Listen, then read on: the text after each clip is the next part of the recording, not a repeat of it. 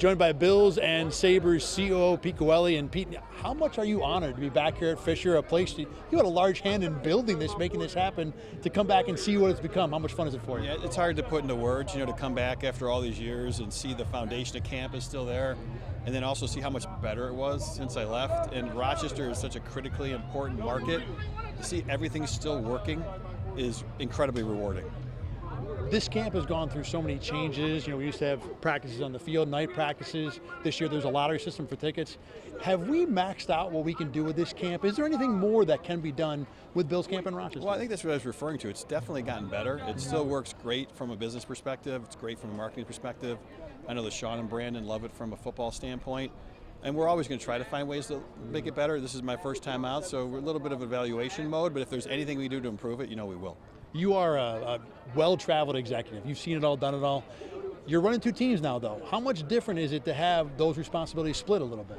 It's different. It's actually a lot of fun, to be honest, because you're able to exercise all these different muscles you've developed over the years and apply some of these things you've learned from the arena business model towards the Sabres and from 15 years in the NFL back to the Bills, and then also find what are the cross-functional opportunities between the teams.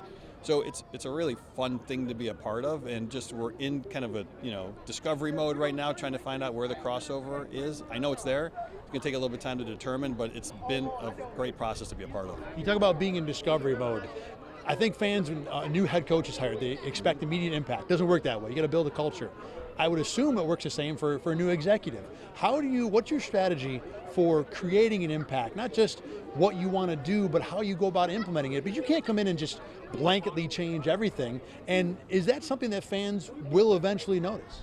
Yeah, I think they will. It takes some time. I've been really fortunate. I've inherited two incredible organizations, and most importantly, a phenomenal ownership group. The Pula Family, their commitment to the market, what they've invested here, in some ways is unprecedented. I haven't seen an owner as committed to the market as Terry and his family are to this one, but it takes time. So you put together 30, 60, 90, you do your due diligence, you come out of that, and then you start to implement the things that make sense.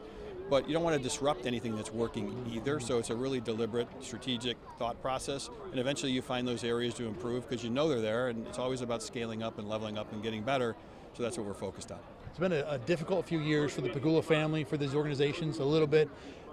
What do you want to be for the family? How much of an impact can you be, and how much of a help can you be for them to kind of be able to move this organization, both organizations, where you and they want them to go? Yeah, I just want to be a representative that they can count on. I want to be an advocate for the family and for both teams and for Buffalo and for Rochester.